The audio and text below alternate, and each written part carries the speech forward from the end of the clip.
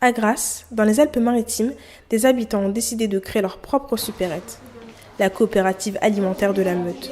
À l'origine de cette initiative, la volonté d'en finir avec l'industrie agroalimentaire et de promouvoir une production et une consommation responsables. La Meute, c'est un ensemble d'amis qui vont se rencontrer parce qu'en fait, ils sont motivés par une première idée, c'est-à-dire je veux manger sain, je veux manger local et je veux manger de saison. Et pour ça, on va s'organiser pour acheter à des producteurs locaux. On va en plus essayer de leur payer un juste prix. Et parce qu'on va y passer du temps, on va pouvoir, pour nos adhérents, avoir un prix final qui reste tout à fait raisonnable. Dans une coopérative alimentaire, on est tous propriétaires. Pour pouvoir faire ses courses à la Meute, chaque adhérent remet une cotisation annuelle de 20 € et donne 3 heures de son temps par mois.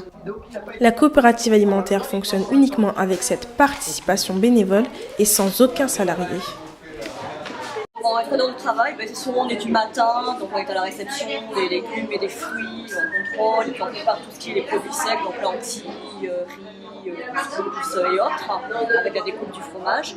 Et ceux qui viennent l'après-midi préparent donc les paniers pour les émeutiers qui viendront les chercher le soir. Ce travail bénévole permet d'acheter des produits de qualité, souvent bio, de les vendre moins cher que dans une boutique bio traditionnelle et de payer les charges du local. La Meute accueille de nouveaux adhérents chaque semaine, elle en compte aujourd'hui 200. J'ai lu sur un magazine ce genre d'activité à Paris, avec la Louve, et puis j'ai vu que ça existait à Grasse, et comme j'habite Grasse, je me suis dit que c'était sympathique, et puis je voulais manger sain, manger local et participer. Les supermarchés coopératifs se développent partout en France. Pourrait-il un jour concurrencer, voire remplacer la grande distribution ? Pour en savoir plus, nous sommes allés à l'Obsoco. Le supermarché a encore de l'avenir. En revanche, ça questionne beaucoup la distribution, ces modèles-là, à la fois parce que ça reflète des attentes des consommateurs qui sont très fortes en termes de mieux consommer, de mieux rémunérer le producteur. Il y a au-delà des besoins en termes de qualité alimentaire, il y a aussi une émergence d'une certaine éthique alimentaire. Il y a quand même encore un vivier de consommateurs pour la grande distribution qui est loin d'avoir disparu.